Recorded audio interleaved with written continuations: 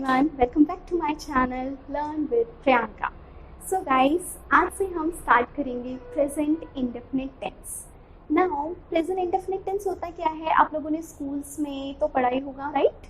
तो कुछ याद आ रहा हो, ट्राई टू रिमेम्बर. ओके, मैं बता देती हूँ. सी, जो सेंटेंस ता है, ती है या ते है से खत्म होते हैं उसे प्रेजेंट इंडेफिनिट टेंस कहते हैं. अच्छा, हमें हिंदी पूरी आती है, आप बता सकते हो ता है, ती है, ते है हम कब बोलते हैं गाइस? अच्छा, प्रेजेंट में बोलते हैं. अच्छा, प्रेजेंट में तो 4 टेंसेस होते हैं: indefinite tense, continuous tense, perfect tense and perfect continuous tense. तो कहाँ बोलते हैं? ता है, ती है, ते है. ठीक है, मैं आपको समझा देती हूँ. देखो गाइस, हिंदी में जब हम ता है, ती है, ते है का यूज करते हैं तो इसका मतलब होता है हम बात कर रहे हैं रिपीटेशन की. अब ये रिपीटेशन किसी भी तरीके की हो सकती है. फॉर एग्जाम्पल लाइक आवर्स का रिपीटेशन. फॉर एग्जाम्पल, मुझे चाय इतनी पसंद है कि मैं हर 5 घंटे में, 3 घंटे में चाय पी लेती हूँ. ठीक है, ता है, ती है से, ते है से खत्म हो रहा है और इसका मतलब है कि मैं उस चीज़ को बार बार करती हूँ. ये कोई भी पॉइंट एक्टिविटी नहीं है. पॉइंट एक्टिविटी क्या होती है? जैसे हम हिंदी में जानते हैं ना, थ्री टेंसेस, भूतकाल, भविष्यकाल और वर्तमान काल. तो ये पॉइंट में हमने इसे कन्वर्ट कर दिया. पॉइंट कौन कौन से टेंसेस होते हैं? पॉइंट में जो हो रहा है मैं वो बता सकती हूँ, जो हो चुका और जो होएगा. ये 3 पॉइंट है हमारी लाइफ में. लेकिन हम तो बहुत कुछ बोलते हैं, तो इतना कुछ बोलते हैं तो वो एग्जैक्टली 3 चीज़ों में तो नहीं खत्म हो जाती, और होती तो शायद हर बच्चा इंग्लिश सीख चुका होता. ठीक है, तो एग्जैक्टली ये नहीं है. ता है, ती है, ते है से खत्म होने वाले वो सेंटेंसेस जो रिपीटेशंस को शो करते हैं वो प्रेजेंट इंडेफिनिट टेंस होते हैं. चाहे वो आर का रिपीटेशन है, जैसे कि मैंने अभी आपको बताया. Same way daily routine day का रिपीटेशन होता है. फॉर एग्जाम्पल, मैं सुबह उठती हूँ, ब्रश करती हूँ, ऑफिस जाती हूँ, खाना खाती हूँ, ठीक है, बेबी को पढ़ाती हूँ, कुछ भी करती हूँ, वट एवर आई डू. ठीक है, तो वो सारा का सारा प्रेजेंट इंडेफिनिट टेंस के अंडर आएगा. ठीक है. अच्छा, डेली रूटीन मतलब जो रोज रिपीट होता है. मैं ये नहीं कह रही मैं आज क्या कर रही हूँ या फिर कल क्या किया था या कल क्या करूँगी, नहीं. जो रोज होता है, जो कल भी हुआ था, आज भी होता है, कल भी होएगा, इसके चांसेस है रिपीट होने के. ठीक है, तो वो प्रेजेंट इंडेफिनिट टेंस है. अच्छा, डेली रूटीन बड़ा इफेक्टिव होता है. बच्चों को बाद में पूछ लो ना, 4-5 दिन बाद पूछो कि बेटा प्रेजेंट इंडेफिनिट टेंस क्या है, तो स्टूडेंट कहेगा कि मैम डेली रूटीन होता है प्रेजेंट इंडेफिनिट टेंस. पर ऐसा नहीं है. डेली रूटीन ही नहीं, प्रेजेंट इंडेफिनिट टेंस में गैप भी आ सकता है. फॉर एग्जाम्पल, मैं हर मंडे मंदिर जाती हूँ, तो मैं ट्यूसडे से लेके संडे तक तो मंदिर नहीं गई ना गाइस. ठीक है, तो रिपीटेशन कैसा है? ये वीक रिपीटेशन है. सेम वे, मुझे हर 7th को सैलरी मिलती है, 7th ऑफ मंथ. ठीक है, तो हर 7th को मिलती है. मैं ता है, ती है, ते है तो तभी खत्म करूंगी जो हर महीने मिलती होगी. अगर मुझे सिर्फ कभी 7th को एक ही बार मिली होगी तो मैं ये नहीं कहूँगी 7th को मिलती है, क्योंकि फिर वो पास्ट का एक रिपीटेशन बन के रह जाएगा. ठीक है. अच्छा, इसके अलावा साल का रिपीटेशन तो हम एसेज वगैरह में खूब पढ़ चुके हैं कि रक्षाबंधन पे बहनें अपने भाइयों को राखी बांधती है, दीपावली पे लोग दिए जलाते हैं. ठीक है, इस तरीके से. और साथ ही साथ हम प्रेजेंट इंडेफिनिट टेंस को गाइस जनरल बातों के लिए यूज कर सकते हैं. फॉर एग्जांपल, मुझे मेट्रो के बारे में बताना है तो मैं कहूँगी कि मेट्रो जो है नोएडा से दिल्ली तक जाने के लिए 1 घंटा लेती है. तो हमेशा ही ऐसा होता है, जनरली ऐसा होता है. तो ये सारी बातें भी हम प्रेजेंट इंडेफिनिट टेंस के थ्रू बता सकते हैं. अब प्रेजेंट इंडेफिनिट टेंस शुरू करने से पहले 3 चीज़ों का बहुत खास करके ध्यान रखना है गाइस. अब ये 3 चीज़ें हमें सीखनी पड़ेगी. पहली चीज़ तो ये है कि हमें पता होना चाहिए कि एक्शन सेंटेंसेस कौन से होते हैं, नॉन एक्शन कौन से होते हैं. नॉन एक्शन मैं यहाँ एक्सप्लेन नहीं करूँगी, बट एटलीस्ट आपको एक आइडिया होना चाहिए कि दोनों में क्या फ़र्क है. आप जितने भी टेंसेस करने वाले हो वो सारे के सारे टेंसेस एक्शन सेंटेंसेस होते हैं. एक्शन का क्या मतलब है? एक्शन का मतलब है कि सब्जेक्ट उस काम को करता है, चाहे करता था, किया था, करेगा, कर रहा है, कर रहा था, कर रहा होगा, व्हाटएवर, लेकिन कोई ना कोई काम होगा. तो एक्शन में एक्शन क्रिएट जरूर होगा. और नॉन एक्शन सेंटेंसेस में कोई भी वर्ब का यूज होगा ही नहीं. ठीक है, क्रिया को ही इंग्लिश में वर्ब कहते हैं. अब दूसरी चीज सीखने की ये है, हर वर्ब की 3 फॉर्म्स होती हैं और एक आईएनजी फॉर्म होती है. ठीक है, आप जो भी मीनिंग के साथ लर्न करते हो, फॉर एग्जाम्पल गो मीन्स जाना, तो गो तो हमने जो लर्न किया था वो ही वर्ब का फर्स्ट फॉर्म है. सेकेंड फॉर्म होता है वेंट, थर्ड फॉर्म होता है गॉन. इसी तरह से खाने की इंग्लिश क्या याद की थी? ईट। ईट की सेकेंड फॉर्म है एट, थर्ड फॉर्म है ईटन। पीने की इंग्लिश क्या याद की थी? ड्रिंक। ड्रिंक की सेकेंड फॉर्म है ड्रैंक, थर्ड फॉर्म है ड्रंक। तो हर किसी वर्ब की 3 फॉर्म्स होती है और साथ में आईएनजी फॉर्म भी होता है, जैसे गो का गोइंग हो जाएगा, ईट का ईटिंग हो जाएगा, ड्रिंक का ड्रिंकिंग हो जाएगा। ठीक है, वर्ब की फॉर्म्स का जो लिस्ट है वो मैं आपको सेंड कर दूंगी या फिर मैं आपको बता दूंगी, इसमें पिक लगा दूंगी वीडियो में। ठीक है, अच्छा, इसके अलावा वर्ब की फॉर्म्स होती हैं और ये आपको धीरे धीरे लर्न करना स्टार्ट कर देना है। स्पीकिंग से पहले ये चीज़ आनी चाहिए, क्योंकि आप बोलोगे क्या? ठीक है, जब आपको मैं कोई भी रूल बता रही हूँ और आपको सेकंड फॉर्म नहीं पता, थर्ड फॉर्म नहीं पता, तो आप उसे फिक्स नहीं कर पाओगे और आप सेंटेंस को आगे प्रोसीड नहीं कर पाओगे। थर्ड चीज आती है गाइस, इसमें एक कॉन्सेप्ट है थर्ड पर्सन सिंगुलर नाउन का। तो रूल लिखने से पहले मैं ये चीज क्लियर कर देना चाहती हूँ, सो डैट कि जब हम रूल से स्टार्ट करें प्रेजेंट इंडेफिनिट टेंस तो वो हमें दिक्कत ना दे। अच्छा, अब थर्ड पर्सन सिंगुलर नाउन क्या होता है? ठीक है, सिंगुलर नाउन और प्लूरल नाउन क्या होता है? बहुत इजी है। एक वचन और बहुवचन, जो हमने बचपन में पढ़ा हुआ है। एक वचन सिर्फ जिसमें एक पर्सन आएगा या एक चीज आएगी, और बहुवचन में 2 या 2 से ज्यादा, यानी कि प्लूरल नाउन में 2 या 2 से ज्यादा लोग। अब rule third person singular noun बहुत इंपॉर्टेंट है, सिर्फ प्रेजेंट इंडेफिनिट टेंस ही नहीं, आगे भी आपको यूज में आएगा, तो आपको पता होना बहुत जरूरी है। इसके लिए हम first person, second person, third person तीनों के बारे में जान लेते हैं। अच्छा, फर्स्ट पर्सन कौन होता है? फर्स्ट पर्सन होता है स्पीकर। जैसे कि मैं अभी बोल रही हूँ तो आई एम दी स्पीकर। जो बात को बोल रहा है, जो भी सेंटेंस, चाहे वो हम कोई भी इंग्लिश में कोई भी एक सेंटेंस हम बोलने जा रहे हैं, तो जो बोलेगा वो तो अपने आप को क्या बोलेगा इंग्लिश में? आई। तो जो आई वर्ड है वो कौन है? वो क्या है? फर्स्ट पर्सन है। आई क्या है? First person. लेकिन आई सिंगुलर होता है। आई क्या होता है? सिंगुलर, क्योंकि एक ही इंसान, मैं तो एक ही हूं ना। ठीक है, अब फर्स्ट पर्सन में प्लूरल नाउन क्या होगा? मैं और मेरी फ्रेंड, हम दोनों एक साथ पढ़ाने लग जाए, एक साथ बोलने लग जाए, तो मैं को मैं नहीं, फिर हम हो जाएंगे, और हम की इंग्लिश क्या है? वी। तो सिंगुलर, फर्स्ट पर्सन में सिंगुलर नाउन है आई और फर्स्ट पर्सन में प्लूरल नाउन है वी। क्लियर? अब हमेशा स्पीकर को लिसनर की नीड होती है। मैं बोल रही हूँ तो आप सुन भी तो रहे हो। अगर मैं बोलूंगी और कोई सुनेगा ही नहीं तो मेरे बोलने का कोई मतलब नहीं है, वो बिल्कुल ही बेकार की बात हो जाएगी, मतलब नहीं बनता। ठीक है, तो जो लिसनर है, जैसे कि आप लोग मुझे सुन रहे हो, तो जितने भी लिसनर है मैं उनको आप करके बोलूंगी। ठीक है, तो सेकंड पर्सन कौन है? यू। और यू का प्लूरल भी यू होता है, साथ में अगर आप ऑल ऐड करना चाहते हो तो आप वो भी बोल सकते हो, यू या फिर यू ऑल। तो ये सिंगुलर भी है, प्लूरल भी है, क्योंकि इंग्लिश में सिंगुलर के लिए भी यू है, प्लूरल के लिए भी यू है। और जब आप नॉन एक्शन के सेंटेंसेस करते हो तो इसमें हमेशा आर ही लगता है, सिंगुलर वाला सीन इज नहीं लगता है इसमें। ठीक है, अच्छा, ये तो हम बाद में भी पढ़ लेंगे। अच्छा, अब बात कर लेते हैं थर्ड पर्सन। थर्ड पर्सन कौन है? फर्स्ट पर्सन मैं हूँ, सेकंड पर्सन आप हो। फर्स्ट पर्सन मैं हूँ, सेकंड पर्सन आप हो, यानी कि फर्स्ट पर्सन स्पीकर होता है, सेकंड पर्सन लिसनर होता है। फर्स्ट पर्सन सेकंड पर्सन से जिसके भी बारे में बात करेंगे वो सारे हो जाएंगे थर्ड पर्सन। अब थर्ड पर्सन में कौन कौन आ सकते हैं? देखो गाइस, मैं बोल रही हूँ और आप सुन रहे हो, मैं आपको एक जने के बारे में भी बता सकती हूँ, 2 जनों के बारे में भी बता सकती हूँ, 10 जनों के बारे में भी बता सकती हूँ। तो अगर मैंने सिर्फ एक जने के बारे में बात करी तो वो थर्ड पर्सन सिंगुलर नाउन की बात होती है। फॉर एग्जाम्पल मैं आपको कह रही हूँ, मेरी एक फ्रेंड है अंजलि, और वो अंजलि जो है वो आई एनालाइजर में काम करती है या वर्क करती है। ठीक है, ता है, ती है, ते है से भी आ गया, सेंटेंस भी है हमारे पास।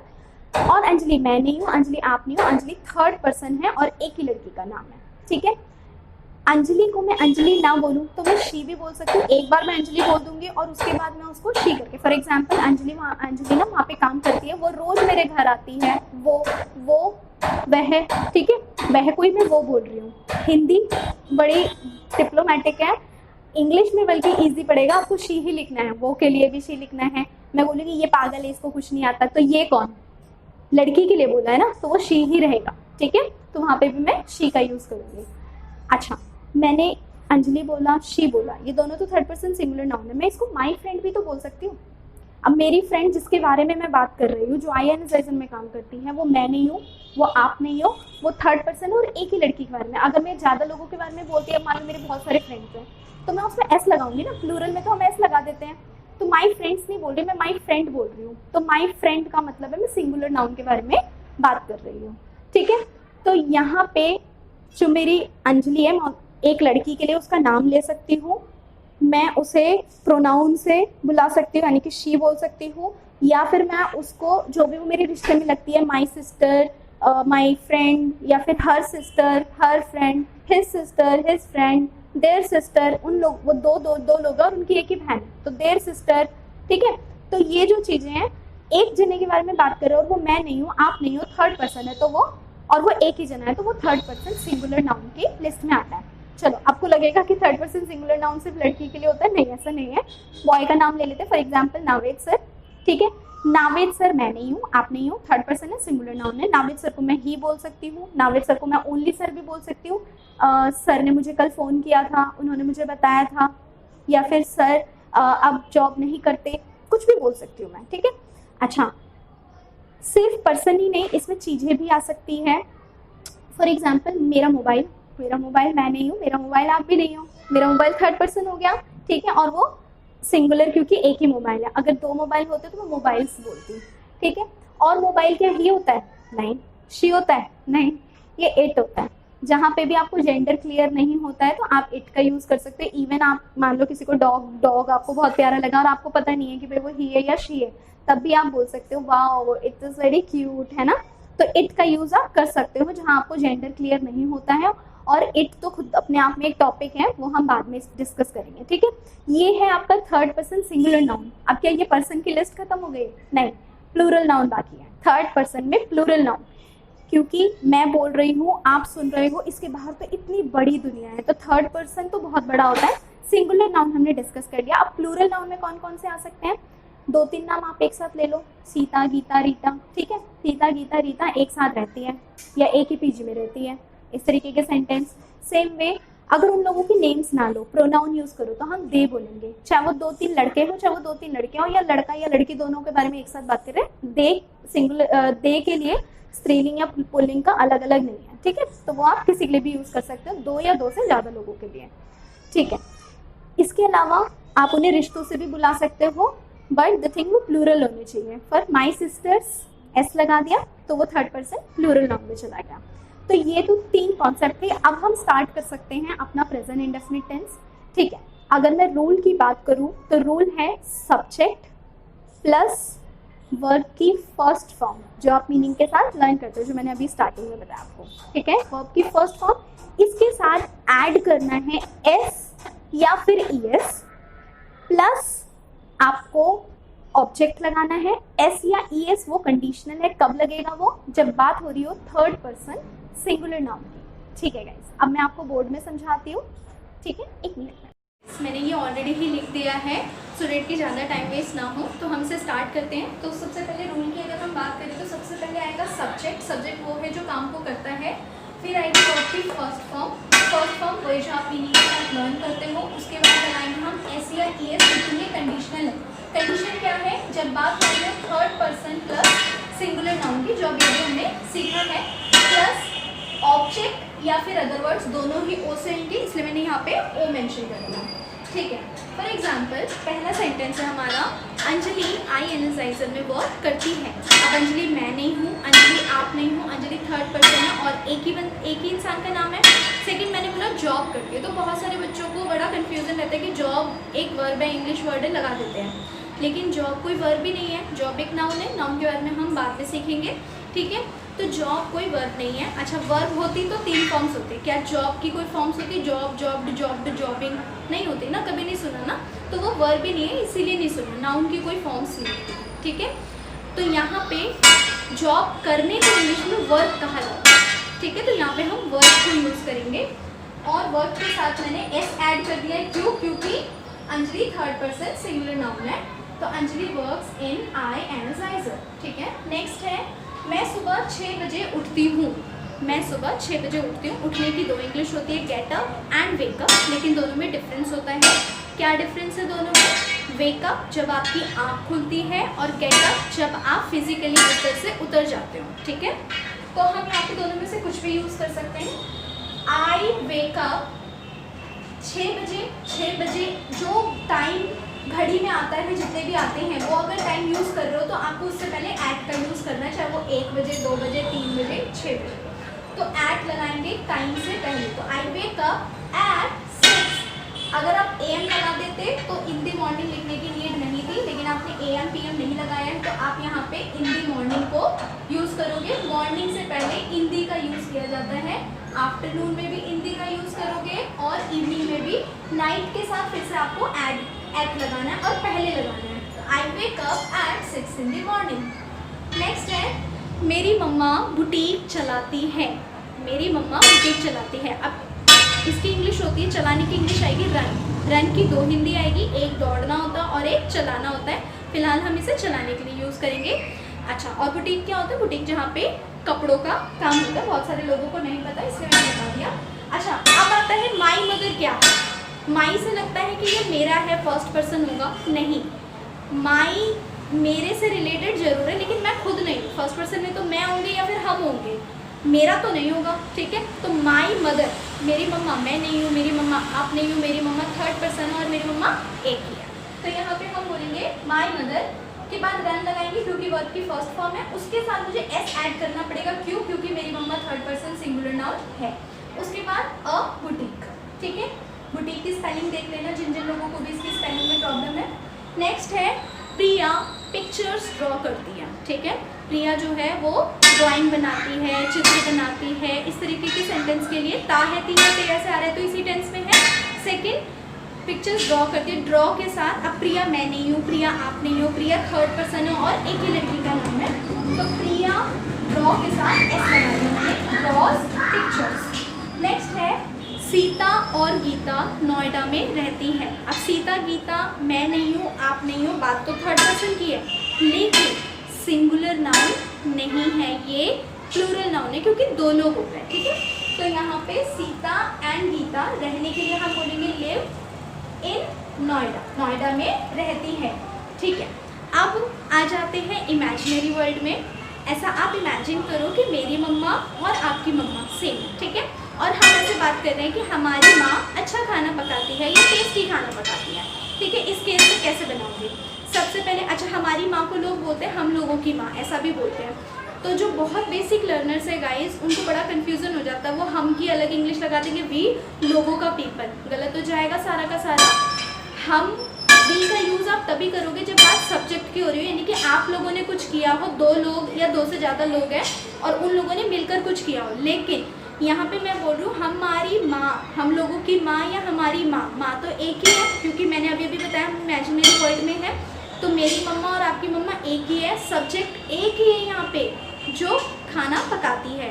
तो इसीलिए आर लगने का मतलब ये नहीं है कि आप यहाँ पे इसे प्लूरल मान लोगे, नहीं, देखना पड़ेगा जो काम को कर रहे हैं वो कितने लोग हैं। ठीक है, अच्छा एक चीज़ और, आर की प्रोनाउंसिएशन OUR, जनरली बच्चे इसे प्रोनाउंस करते हैं आवर, आवर नहीं बोलना है, आर है इसकी प्रोनाउंसिएशन। क्या है? आर। ठीक है, OUR, जैसे अल्फाबेट होता है ना आर। तो आर मदर कुक्स, कुक्स क्यों लगा? क्योंकि मम्मा एक ही है, कुक्स टेस्टी फूड।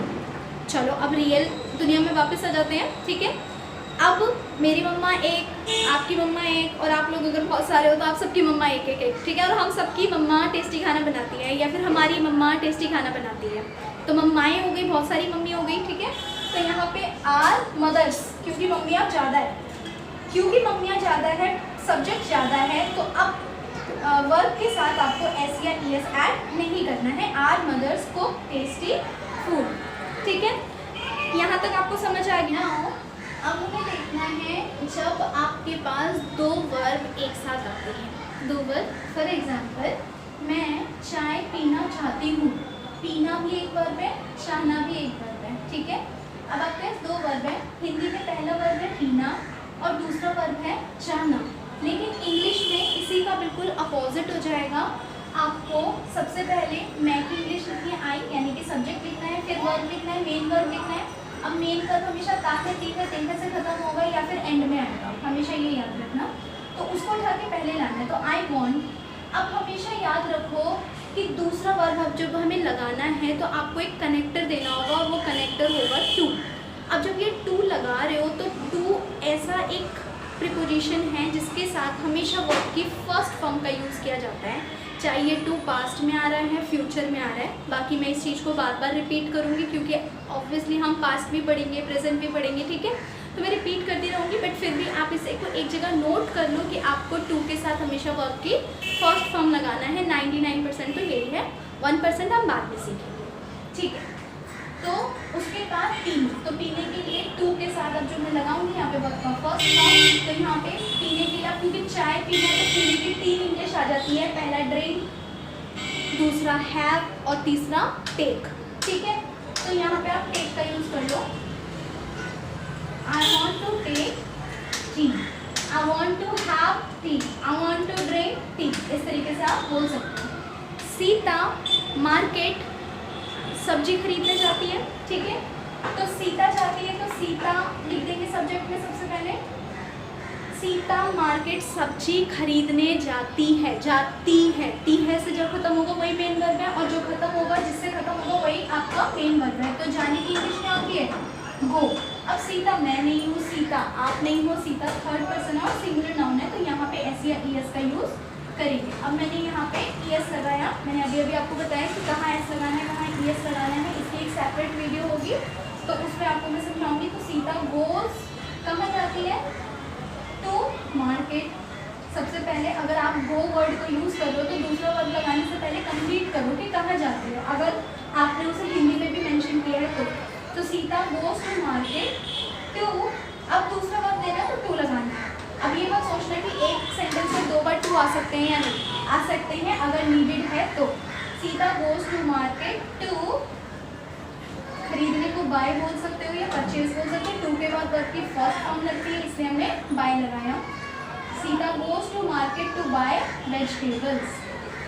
अच्छा एक चीज़ और गाइस, सीता के बाद जो सब्जेक्ट जो वर्ब है उसी के साथ एस या ई एस लगाएंगे, दूसरा जो वर्ब होगा वहाँ कोई एस या ई एस का यूज़ नहीं करना है। यानी कि टू के बाद जो वर्ब आता है उसमें किसी भी तरीके का रूल अप्लाई नहीं होगा। रूल यही है कि टू के बाद आपको वर्ब की फर्स्ट फॉर्म का यूज़ करना है। तो यहाँ पे Sita goes to market to buy vegetables, ठीक है।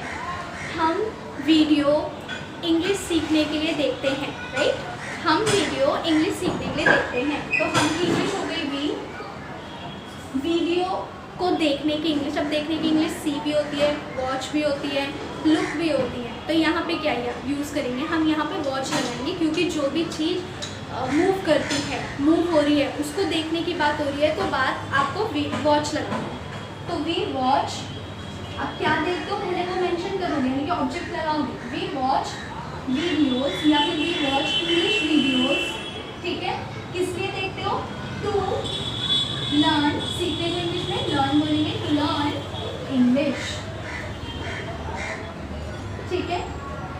अब जहाँ पे 2 वर्ब आते हैं वहाँ पे हाउ टू वाला एक कॉन्सेप्ट है जिसको हम नेक्स्ट वीडियो में कवर करेंगे, ठीक है। 3 ऐसे वर्ब है जहाँ पे हाउ टू का यूज़ करना होता है, लेकिन हम उसे नेक्स्ट वीडियो में कवर करेंगे। ये हमारा प्रेजेंट इंडेफिनिट टेंस पार्ट 1 है।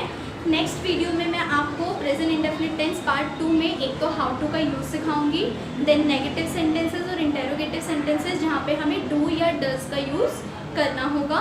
एंड जो मैंने आपको एस या ई एस का सेपरेट वीडियो है वो मैंने अभी क्रिएट नहीं किया है, जब क्रिएट होगा तो मैं लिंक में या फिर सजेशन में आपको बेल आइकन के थ्रू उसको नोटिफाइड कर दूँगी या मैं आपको सेंड भी कर दूँगी, ठीक है। सो अगर आपको ये वीडियो अच्छी लगी हो या आपको समझ आ गया हो एग्जैक्टली ये क्या चीज़ है और हम कहाँ यूज़ कर सकते हैं, तो वीडियो को लाइक करें, शेयर करें एंड सब्सक्राइब करें। Thank you so much.